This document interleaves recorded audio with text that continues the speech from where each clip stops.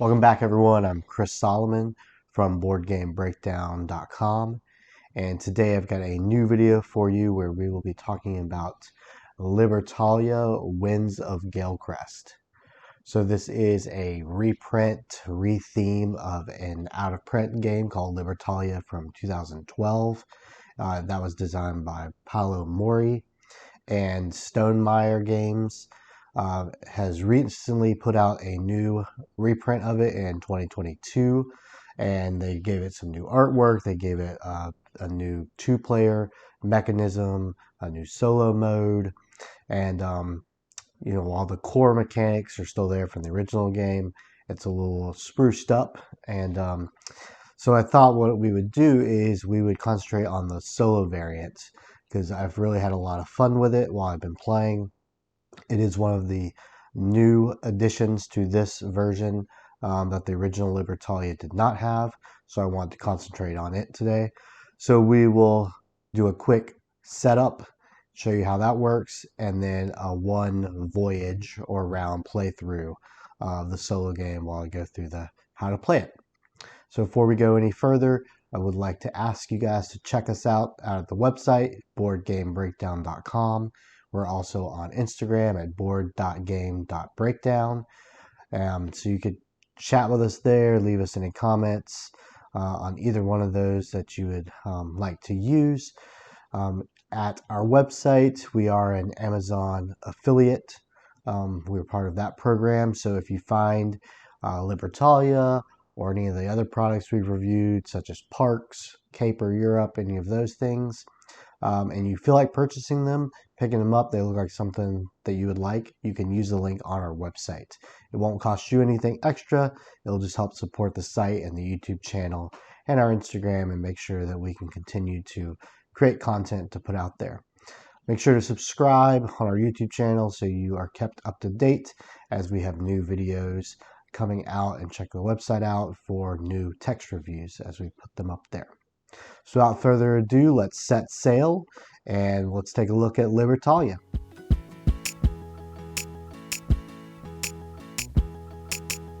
Alright, welcome everyone to the setup for the solitary variant, the official solitary variant of Libertalia Winds of Galecrest. Moving forward, I'm just going to call it Libertalia, so I don't have to have a mouthful of title every time. But here you will see that I've already laid out the board, and to let you know, the board is double-sided. So this is the calm side, this is the stormy side.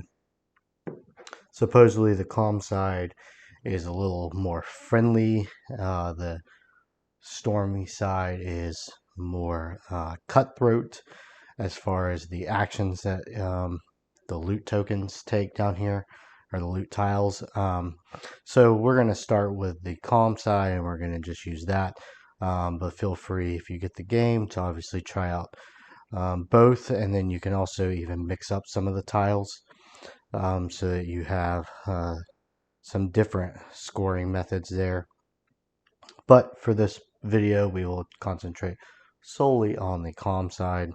So I've already put the board out, and so first what we're going to do is we will put out the loot tiles, which are these down here. So normally the board is printed with this set right here, obviously.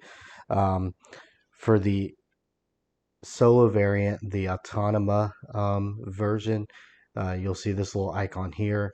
There's 4 Autonoma tiles that you need to grab out because they kind of direct you on how the artificial players use those. And then the board, or the rule book, also tells you to pull out these 2, which are going to be the same as what's printed on here, but we're going to lay them out in a certain way so that they match this priority list right here that you'll see on this card. And once we get into the gameplay, you'll understand why that's helpful. So what we'll do is we'll go ahead and grab these out and put them in the order on the card. So it goes chest, stays right there, hook, and then we'll take our map, place it there, and the next row is saber, amulet, barrel, and then relic goes at the end there. So that is going to be the loot tiles for when you play single player. Again, as long as you use the 4 autonomous ones, you can actually put them in any order eventually. But when we get to the gameplay, you'll see why this order here is helpful. So those are out now. Next, what we're going to do is we're going to actually put out the loot tokens, which are found in this bag here. So they're shuffled up in the bag, and we're going to pull them out, and it's going to get 3 for each day. So just randomly place them up here. And for the first voyage, which the game is going to last 3 voyages. Oh, there's a lot of maps coming out here. More maps.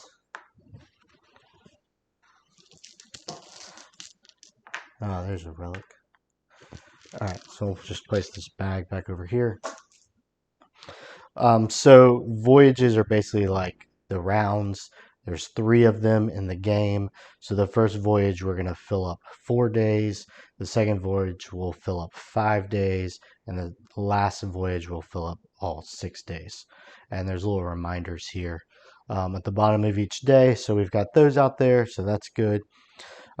Next, we're going to take the reputation tokens for the colors that we are not using.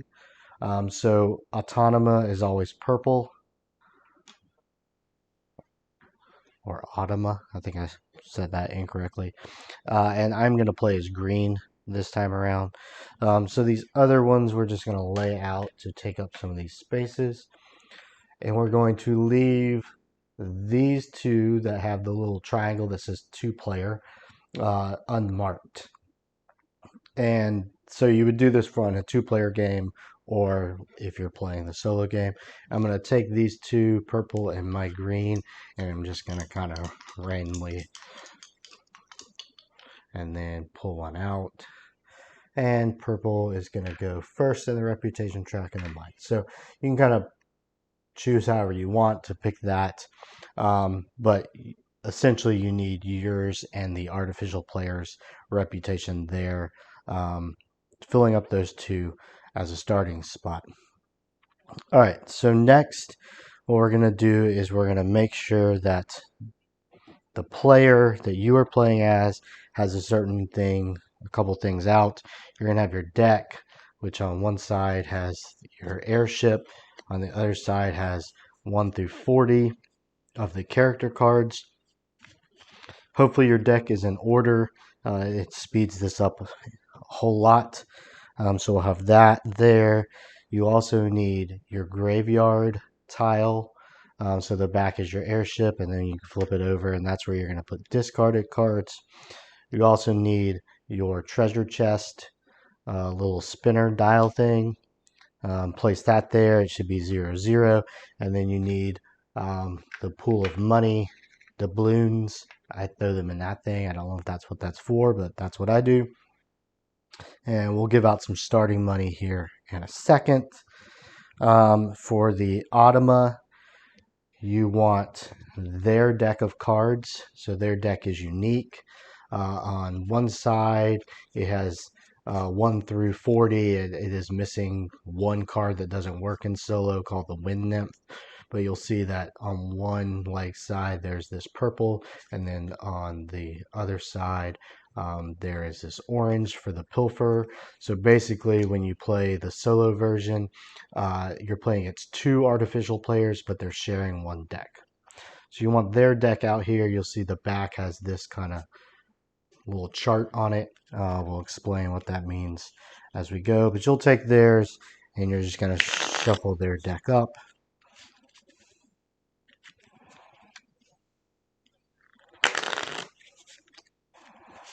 All right, so there's their deck. Move that out of the way. They've got a player aid here that just kind of gives you some rules. I'll have that out just in case. You'll want to grab then the purple, or I guess you could use any color, but they need a score thing. And then I grabbed out the purple graveyard for them because they're going to have pieces that get discarded. So next we'll give out starting doubloons based on this. So whoever has the most reputation, which basically means you're going to win ties, it gets less doubloons. So they're going to get to start out with 9 doubloons. So I'll put that over here in their section. And then I get to start out with 8, 9, and 10 doubloons. So I'll put those there. All right, and so then lastly, all we're going to do is come up with our starting hand. So we've shuffled up the Automa hand. We're going to pull out 6. 1, 2, 3, 4, 5, 6. We're going to flip those over. And in ascending order, we're going to place them from left to right here in their little section. So we got 1, we got 10, 19, 24, 33, and 40. All right, so that is their starting hand. And then we're going to take ours and we're going to take the exact same cards out. So we got 1, we have 10, we have 19, 24, 33, and 40. So, if you have never played this before, either solo version or with other actual players, the gist is that you start with the same exact hand as your opponents do, and then as voyages, as we move to second voyage and the third voyage, the hands will slightly change depending on who we played. But here at the beginning of the game, we start out with the exact same hand, so you know what your opponent has.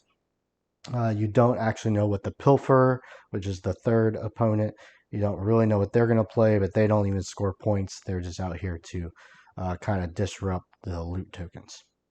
So that is actually all it takes to set it up. So it's pretty quick and easy to get going. So hopefully that all made sense. And now we will get into the actual gameplay of the solo variant of Libertalia.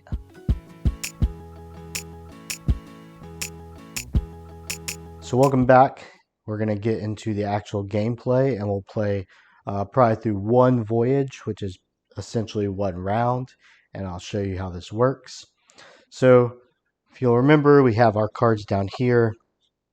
Each card has a description of the actions, and what you basically need to know here to start out are there are there's actually 4 types of actions. So let's go through them real quick, the icons, so you know what they are. There is a daytime action, which is the sun. As you'll see, like the governor that I pulled up before has a sun icon right there. So that is the daytime actions. You also have a dusk icon, which is this pink one over here. Some of your cards, such as the Explorer here, has the dusk icon. Then you have a moon, which is represented right here. And it's on some of the cards, not very many, but that's a nighttime action. And then you have an anchor, which you'll find on a lot of the loot tiles, and then some cards. That is what happens at the end of a voyage. So there's basically the 4 icons. That's all the actions. You also have an icon for a doubloon, and that's really it. So there's not a lot to learn as far as remembering icons go. I do like that about this game. It's pretty easy to just pick up and start playing, especially it's one of those games that when I've taught it, you can really teach as you go. You don't have to explain a bunch of rules at the beginning and bore everyone. You can kind of say, all right, let's start with the first round and start from there, and it gets people into the game real quick. So on the first round, or the first turn, actually every turn you're going to go first. So your cards down here, we're going to select one to pick. And essentially what we're trying to do here is we're going to pick a card and put it up here on the island. And then the pilferer is going to pick a card from here. And then I will teach you how you select the Automa's card. We're going to put them up here in ascending order, and from left to right, we're going to take the daytime actions. We're then going to work backwards, and we're going to take the dusk actions, and along with the dusk actions, we're going to pick one of these loot tiles. So essentially, whoever is the rightmost card gets first dibs on the loot. And then at the end of the voyage, you'll see that you can turn in a chest for 5 doubloons, whereas a barrel gains you 1 reputation as soon as you get it, and only 1 doubloon at the end of the round. So there's kind of a give or take here. If you play smaller numbered cards, lower numbered cards, you're going to get to trigger these daytime actions first. If you play higher numbered cards, you'll get to play your dusk actions first, and you'll get to pick a loot token early on. So that kind of needs to weigh in. This day is actually some pretty decent stuff. So I don't feel like I really need to waste one of these really top, high cards necessarily. We have the Explorer here. He's going to be really good at getting maps, which are these green tiles. So I might want to wait for him. The Necromancer, it's helpful when you have a relic because we can discard somebody. So we'll use the Topman because he actually makes us, and I'll make sure to have pictures of these cards blown up on the screen so you can follow along and read. But he each night gains dollars and then loses doubloons for every character in our ship. So he'll get us some doubloons really quick, and then we'll lose some, but that'll be okay. I'm going to rethink this. I'm going to actually use the Gambler because he makes us lose tokens for each of our loot tokens, but we don't, or I'm sorry, lose doubloons for each loot token, but we don't even have loot tokens right now. So that's the best time to use it. So we're going to take him, we're going to put him up there. All right, so he goes up there. Next, you're going to take the top card of this deck, you're going to flip it over, and you're going to play the orange side, and it's going to go up on the island as well. We are now going to take this card here, and again, I'll blow it up so that you can actually read what it's happening here on the back. But what we're going to do is we're going to look at the loot tokens that are out on that day, and we're going to separate them into 3 categories. So this row is considered good, these 3 are considered average, this is considered bad. So we're going to I like to just, for this, put them in 3 rows so we have good, average, bad. We can then take this card and we start at the top and we start comparing. So here it's saying you're going to pick this card for the Automa if all 3 tokens are either in, all 3 are in the good, all 3 in the average, or all 3 are bad. If you look down here, we don't have all in the same category. So we go to the next. If you have 2 relics, then you would do this. We have no relics. If you have at least 1 good tile and 1 relic, then you would do that action. We don't have any relics. If you have at least 1 good tile, then you're going to do this. Now we do have at least 1, so that's what we would do. And then the catch-all is if you have at least one bad or a relic. You would do this last one. So between these two, it's going to catch everything. But we're going to do this action. And what does that mean? It has a left arrow and a 2. And so what that means is you're going to come over here to this hand for the automa, and you're going to start on the right side, and you're going to count off 2 cards. So 1, 2. So he is going to play the gambler. So let's put the gambler up here. All right, so at this point, we would need to move them into ascending order, which they are a little already in the ascending order. But we have both the gamblers out here. So to decide who is on the right most, you go to the reputation track. Purple is currently beating me, so he's going to stay to the right. And then the pilfer obviously has the highest, so he's going to be down there. So starting on our left side, we're going to work this way, and we're going to trigger all daytime actions. So I'm going to lose $1 for each of my loot tokens. I have no loot tokens yet, so I don't lose any dollars. The gambler has no daytime. The pilfer doesn't take any actions whatsoever. So now we're going to work back this way using our dusk. So again, the pilfer takes no actions, but he does take a loot token.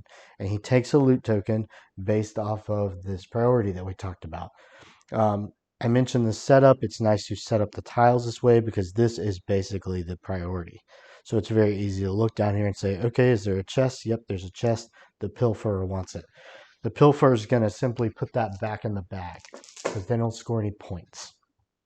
Now we go to the gambler. He has no dusk, but he needs to take a loot token. He's basing it off the priority, which means he's going to get the chest, and this will just go over into his little section. And then last is me. I have no dusk, but I get the last loot token, which is a barrel. If we look down here, when you gain the barrel, you gain 1 reputation. So we're going to do that now. So my reputation moves up, and whoever's there moves back. And then at the end of the journey, I'm going to gain some doubloons. All right, so now we move all of the characters back to the ships. So the pilfer just gets discarded into this graveyard. He has no ship. The gambler is going to move back here. So I like to turn them sideways so I know that these are people that are on the ship and not people that are still in his hand. And then the gambler, I'm going to move down to my ship, which you can't really see, but here, we'll make the ship over here. So I'll keep my ship here. So at this point, we would trigger any nighttime effects, which again are the little moon, but there is no moons on anybody that's out on the ships. So at that point, we move forward to the next day. So we're on this day. All right, so I'm going to use my explorer because if he gains map tokens, he gets some extra bonuses. So let's put him out. Again, we flip the top pilfer one. It's 15. It's going to go there. And then again, we're going to look at this back of this card. Let's go ahead and get these into their little spots. Basically the same as last time. We got 2 good and an average. So we're going to skip that, because all those need relics, which we don't have, and we're going to hit this one. So we're going to go to the right one. So he's going to go to the governor and use that. So it goes out there. And then we start on the left side and move this way, doing our daytime actions. I don't have any. Pilfer doesn't take any actions. So let's get to the governor. So the governor's card says, the automa discards all characters from her ship except those with an anchor ability. So if you remember, the gambler is the only one out there on her ship. It has an anchor ability, so we are not going to discard that. If I were, then she would gain a reputation for each character discarded in this way. No effect, no rank change. So what that means is there's, and I don't know if we'll actually come across that in the game, but sometimes this one doesn't have it because it's the highest card, but say it was like a card 22 and it had an action, but you can't take it, you can't fulfill the thing. It'll tell you down here like move that 22 up to a 36 or something to that effect. So basically it's compensating for the fact that, oh, the Automa can't take the action because it can't fulfill the requirements, then it actually gets boosted up and probably helps it move to the right. All right, so let's go back this way. So again, we're going to look at the priority list. So chest first, nope, nothing. Hooks, no. Map. Okay, so it wants a map, so it's going to take the map. All right, then the pilfer takes it based off the same thing. So it got the other map, which is really lame because I was hoping for a map, but I did not get it. So I have to take the amulet. So that's lame because if I gained a map token, I would have gained 2 reputation that turn. But oh well, I didn't. So let's do this. Let's move the governor back to the ship. The pilfer goes into the discard. My explorer goes to my ship. Now, if we had any nighttime things, we would fill them now, but we don't. So we're going to move on to this day. I should have probably played the explorer on this day because I had to get a map and I could have used it, but whatever. All right, so let's see. So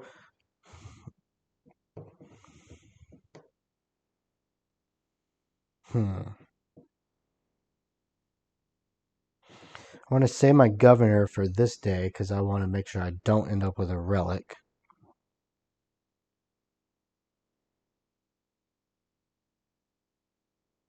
So let's just use the topman. That's fine. So the pilfer is 22. So right there. And then remember, all of these are in the same tier. They're all good. So we can do right off the bat. And so you'll see on here, there's a little cannon. So some of the character cards have cannons on them, like this scout right here. So what this says is the first cannon you come across going from the right. So we start here, and this is the only cannon. So he automatically plays the scout. So the scout comes up here and goes there. And for the most part, what the Automa is doing with this is the more good tiles there are in a day, the lower number it'll play because it will know it's going to get a good tile. If there are more bad tiles, it's going to want you to try to play cards more from the right side, which will be higher numbers, and that will allow it to pick loot first, and it hopes stick you with the bad tiles. All right, so let's start up here. Let's work from the left on the daytime. So Scout says discard the Scout. Take Automa's highest ranked card from her hand and place it on the island according to its rank, shifting other characters as needed. So that is going to be the topman. Now remember, I did move up in the reputation, so I get to keep mine to the right of that. All right, so the pilfer has no actions. Now the topman is on the island, so Automa gains an amount of doubloons equal to the current day number. So we're on day 3, so it's going to get 3 doubloons. Let's put this over there. All right, and then I do not have any sort of daytime, so we'll start with dusk. Again, I have no dusk, but we're going to work this way. So I take a map token. He has no dusk. He's going to get a map token. And the pilfer is going to get the last token. It just goes back in the bag. All right, so the pilfer gets discarded. Topman comes to my ship. Topman goes to his ship. Now we do have some nighttime actions. So for me, I'm going to gain $4. 3 or doubloons. I keep calling them dollars, I guess. 4. Then lose 1 for each character in my ship. So 1, 2, 3. So I'm going to lose 3. So I really only gained 1 off of that. And if we look at the topman, the Automa gains 4, and then he loses 1 for each character. So basically the same exact thing. So he's just going to get 1 doubloon as well. So let's put that over there. All right, last day. So I am gonna, well, okay. So if I play my governor, then I gotta discard all of my characters, which means I'm gonna lose out on these anchors, which that's 6 doubloons there. And this guy is saving me from basically having a wasted map. Because maps, you have to have a set of at least 2. So if I end the voyage with only 1 map, then that does me no good. So I don't think I'm going to play the governor. I will play the necromancer and hope that I'm not the lowest card and get stuck with the relic. So let's flip over the pilfer. All right, so at least he's a 14, so that's lower than me. And then we'll split these up so there's 2 good and 1 bad. So if we look at this top thing, we're going to go here because we have at least 1 good, we have at least 1 bad. So we want the rightmost, the cannon starting on the left. And look, we don't have any cannons. So what do? If you don't have any cannons, you immediately play the rightmost card, which is for him also the necromancer. But thankfully, because of the reputation track, I have the highest reputation, so I'm going to go there. All right, so daytime, the pilfer doesn't do anything. Automa gains 6, so 5, 6. And for me, if I had a relic, I could discard it. If I did, I would get to return someone from my graveyard, which I don't even have anyone in my graveyard. So that would be really more handy maybe next round when all these people from my ship go to my graveyard. But it's fine because I really just played the necromancer to try to get the high number. So now let's go back this way with the dusk actions. Necromancer doesn't have any, but I do get to choose. So I'm going to, I'll take the map. That's going to be helpful for me. Now we go to this necromancer, so he's going to take that, which is kind of a pity. I was hoping he got stuck with the relic, and the pilfer takes the relic, and it just goes back into the bag. So again, pilfer gets discarded. Necromancer comes to my ship. Necromancer goes to her ship. So again, we're going to do all the nighttime things. So for me, I'm going to gain $4 again, but then lose 1 for each character in my ship. 1, 2, 3, 4. So it's a wash. Same with the necromancer. I'm sorry. Same with his topman. He would gain 4, but he has 1, 2, 3, 4 in his ship. So that's a wash. So that is the end of the voyage. So now it is time to score all of the anchor actions. So I'm going to start up here and say the gambler gains $6, and then he can go ahead and go into the graveyard because well, maybe not yet. If you might have a card that would score you points for everyone in your ship. So let's just keep them there. So there's 6. One of my map tokens counts as 2. So we're going to say this map token is 2 and then 3. So 3 map tokens gets me 12 doubloons. So we can go ahead and put these map tokens away. And we can get out 12. So 5, 10, 13. I'll put 1 back.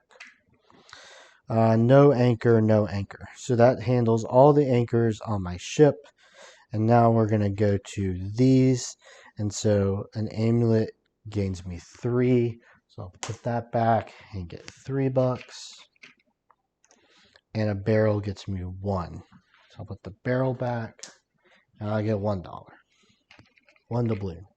All right, so at this point, we'd count up my doubloons: 5, 10, 15, 20, 23, 26, 4 is 30, 33. So I have 33 at the end of this voyage. I'm going to take my little spinner. I'm going to put 33 on it. And then I'm going to put all my money back into this. And take all of my characters that were on my ship and put them in my graveyard. But you'll see I still have these 2, which are going to be in my hand the next round. So let's quickly count up the Automa's points. So Pilfer doesn't get you anything, Topman doesn't get you anything, Governor doesn't get you anything. So Gambler gets him 5. So we'll take 5 out of here. Alright, so we'll just go ahead and throw that in the graveyard. And then we'll count up these. So this chess gets him 5 points. So a hook, if it was ours, like if we have a hook, we get to keep a character on our ship or gain $4. But the Automa always just gets $4. So put that there. 3, 4. And then he only has 2 maps. He did not play his Explorer, so he doesn't get to use 1 as 2 like we did. So a set of 2 gets him 7. Put those back. Get him 3, 6, 7. All right, so now it's time to count up his. So 5, 10, 15, 20, 26, 29, 30, 36, 37, 38, 39, 40. So he ended up with 40. So I'll put all his money back. So currently he is up 7 points. Put 40 on his spinner. Boom. His stuff's in the graveyard, and he's got this. So you'll see that he's going into the next voyage with the Explorer. I'm going into the next voyage with the Scout and Governor. So what would you do to line up this next voyage? You take your tiles, shuffle them up in the bag, and we're going to start putting 3 out again. Remember, the second voyage, you're going to go all the way to day 5.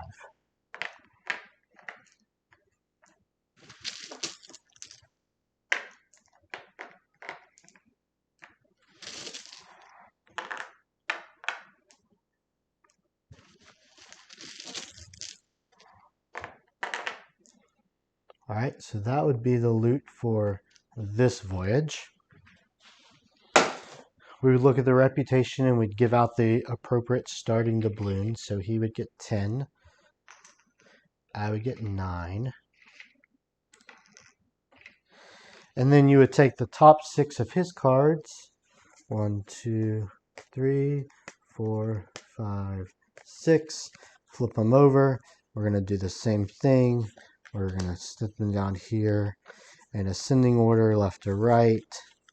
2, 9, 16, 23, 31, 34. Now we're going to take my deck. I'm going to get the same ones out. So 2, 9, 16, 23, 31, 34. And then it is important on his to take any of the ones that he has left over and put them, make sure it goes in order, because if not, then when you try to draw based off of this, which card to play for her, that's not going to work right. So then it doesn't really matter if ours are in order, but I like to keep them in order. So there's our hand. So you'll see how going in the second voyage, we know one card that, or we have one card that is different. I actually have 2 because I didn't have to discard one of mine back when he played as Scout. So it's changed up the crews just slightly. And then when we go through this, you're probably going to play 5 cards. So I'll have 1, 2, 3, 4, 5, 6, 7, 8. So I'll have 3 crew members left over. And then the next round, we draw 6 more. So by the third voyage, your crews are slightly more varied than they were going into it. So at this point, you would just, again, start with day 1, go through all the days, count up all of your doubloons, put them on your tracker here, and then lay out tiles for day all the way through day 6, draw 6 more cards, and do the last one. So round 2 and round 3 are basically exactly the same. You can follow these directions over here if you ever forget what happens before a voyage or after a voyage. So that's basically it for the solo variant. I hope this gave you a quick look at what the solo version of Libertalia is all about. So if this looks like something that you would like, run out there and get it.